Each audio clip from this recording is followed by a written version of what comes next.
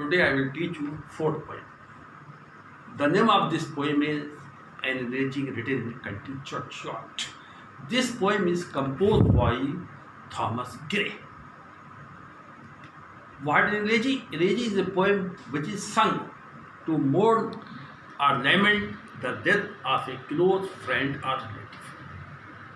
Such an elegy is called personal elegy. But sometimes in elegy, the poet rises above the petty consideration of relationship or friendship and mourns the death of humanity at large. Such an elegy is called an impersonal elegy. Gray's elegy written in a country churchyard is an example of impersonal elegy because in it the poet mourns the death of poor villagers who are lying buried in the country churchyard. ये elegy written in a country churchyard ये Thomas Gray द्वारा लिखित एक poem है। Elegy कहते हैं शोक गीत को, उस गीत को कहते हैं जो किसी करीब आदमी के करीब रिश्तेदार के मरने के ऊपर दुख प्रकट करने के लिए लिखा जाता है।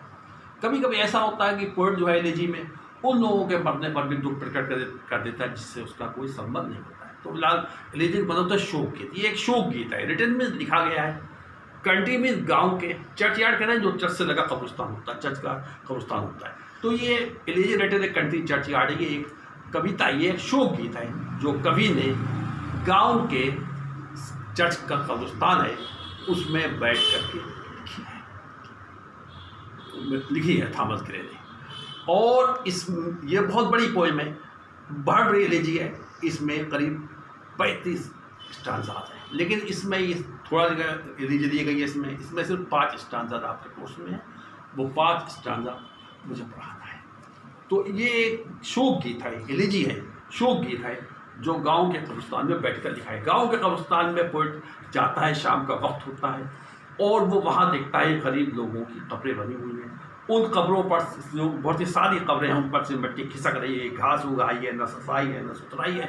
पोएट उन लोगों के बारे में सोचता है जो गांव के कब्रिस्तान पे दफन है। वो सोचता है कि बहुत गरीब लोग थे और ये यहाँ दफन है, और वो बड़े लोगों से को संबोधित करता है, कहता तुम इन गरीब लोगों की आखिरत बताओ, क्यों एक दिन तुम्हें भी मरना है और मौत हर इंसान को आना है, चाहे वो गरीब हो, अमीर हो, छोटा हो, बड़ा हो, हर आदमी को एक दिन मौत आना है।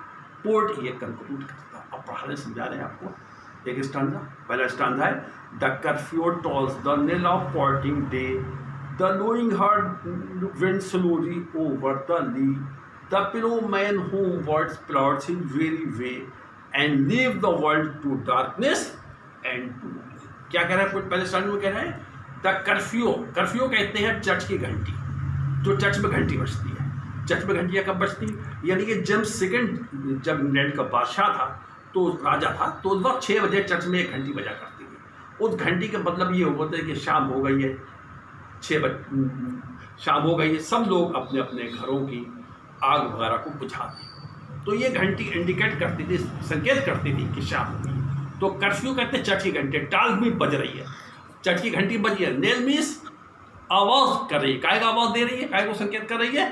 पार्टी, पार्टी में गुजरते हुए, डे मीन्स दिन, यानी चर्च की घंटी बज रही है जो इस तरफ संकेत कर रही है कि दिन गुजर गया है और शाम हो गई है। द लोइंग हर्ड, लोइंग मीन्स रोंगते हुए, चिल्लाते हुए, हर्ड मीन्स चौपाए, जानवर। जब शाम होती है, विंड मीन्स चल रहे हैं, स्लो मीन्स धीरे धीरे, over the lea, lea means घास बनाना। शाम हो गई है, जानवर जो घास के मैदान में चरने गए थे वो रंगते हुए, चिल्लाते हुए, जैसे गाय भैंस वगैरह चिल्लाते हैं, उनके बोलने की आवाज़ को लोइंग कहते हैं। तो वो चिल्लाते हुए घास के मैदान पर धीमे धीमे चल रहे हैं, लौट रहे। द पिलोमैन, पिलोमैन मीन्स किसान, होमवर्ड घर की तरफ, प्लॉट्स मीन्स चल रहा है, वे मीन्स थका हुआ, वे मीन्स रास्ता। किसान जो दिन भर काम करते हुए थक गया है वो धीमे धीमे कदमों के साथ अपने घर की ओर लौट रहा है। एंड लीव मीन्स छोड़ना, leave the world to darkness and to me. और जैसे ही वो जाता है किसान, चारों तरफ अंधेरा छा जाता है और पोएट उसी अंधेरे में बैठा हुआ कब्रिस्तान में अंधेरे में बैठा रह जाता है। स्टांजा वो एक बार और हिंदी में एक्सप्लेन कर रहे हैं कि शाम का वक्त है, पोएट कब्रिस्तान में बैठा हुआ है, चर्च की घंटी 6 बजने का टाइम हुआ है, चर्च की घंटी बज रही हैं जो इस बात की तरफ संकेत करेंगे दिन गुजर गया है और शाम हो गई है। जानवर रेंगते और रोंगते हुए घास के मैदान पर चल रहे हैं, चल रहा है। किसान जो दिन भर काम करते हुए थक गया है, वो धीमे धीमे कदमों के साथ घास के मैदान पर चल रहा है। और जैसे ही वो जाता है वैसे चारों तरफ अंधेरा छा जाता है और पोएट उसी अंधेरे में बैठा रह जाता है। इंग्लिश में एक्सप्लेनेशन देखिए इसका। It is evening time, the poet is sitting in the church yard. The church bells are ringing to indicate the passing of the day and the coming of the evening. The cattle crying for their young ones can be seen wanting in the grass, and the farmer who is tired of working throughout the day is returning home with his weary steps. Now second stanza. Beneath those rugged limbs that you tree shade, where heaves the turf in many mouldering heap, each in his narrow cell for ever laid the rude forefathers of the hamlet city. यहाँ पर poet क्या कह रहे हैं? कह रहे beneath में नीचे दो रजेड मीन्स होता है ऊबड़ खाबड़, इम्स को होता है एक तरह का पेड़, चिराबिल का पेड़ कहता है। पोएट कहता है कब्रिस्तान में बहुत से पेड़ हैं, वहाँ पर चिराबिल का पेड़ है। That yew tree shade, yew means सदाबहार और सदाबहार पेड़ है, उन पेड़ों के नीचे।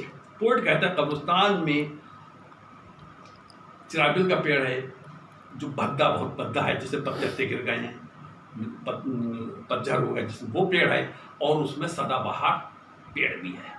उस पेड़ के नीचे इन गरीबों की कब्रें बनी हुई है। Where heaves, that heave means ढक गई है, उग आई है। टर्फ मीन्स सूखी घास, मोल्डिंग मीन्स गिरते हुए, हीव में ढेर। इन गरीबों की कब्रें जो है वो उन पर से मिट्टी गिर रही है और उसके ऊपर घास उग आई है। ईच इन नैरो, नैरो में तंग, सेल में कोठी, और उस तंग कोठी यानी कब्र में फॉर एवर लेट, हमेशा के लिए लेटे हुए हैं। कौन लोग लेटे हुए हैं? रूट मीन्स अनपढ़, जाहिल, गंवार, फोर फार्मर पूर्वज, हैमलेट कहते हैं गाँव को, छोटे सिर्फ, और उसमें गांव के पूर्वज जो हैं अनपढ़ है हमारे, वो लोग सो रहे हैं। पोएट यहाँ पर कहना चाह रहा है कि कब्रिस्तान में बहुत कब्रें हैं। कब्रिस्तान में चिराबिल का पेड़ है और सदाबहार उसका पेड़ है, सदाबहार पेड़ है। उन पेड़ों की छाया में, उस पेड़ों के नीचे इन गरीब लोगों की कब्रें पड़ी हुई हैं। उनकी कब्रों पर की मिट्टी जो है ऊबड़ खाता है, मिट्टी गिर रही है और उन पर घास उग आई है। इन कब्रों के गांव के अनपढ़, जाहिल, गंवार, पूर्वज, पूर्वज हमेशा के लिए आराम कर रहे हैं। देखिए, the poet says that the graves of the poor villagers have been dug in the shade of yew and in trees. The earth over the graves is crumbling and they are covered with grass. The illiterate villagers are taking rest in these graves. Third stanza. The breezy calls of in breathing more. The twittering of swallow from troubled nest, disturbed shade, the cock shrill canarian are the echoing horn, no more shall rouse them from their lowly bed.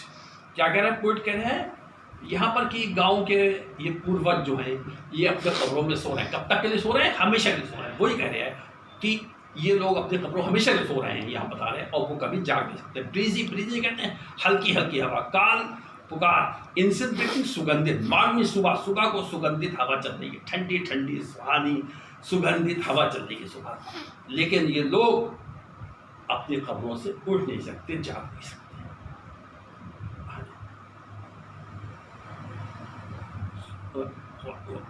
और चिड़िया जो सवालों कहते हैं, अब अभी चिड़िया चहचा रही हैं।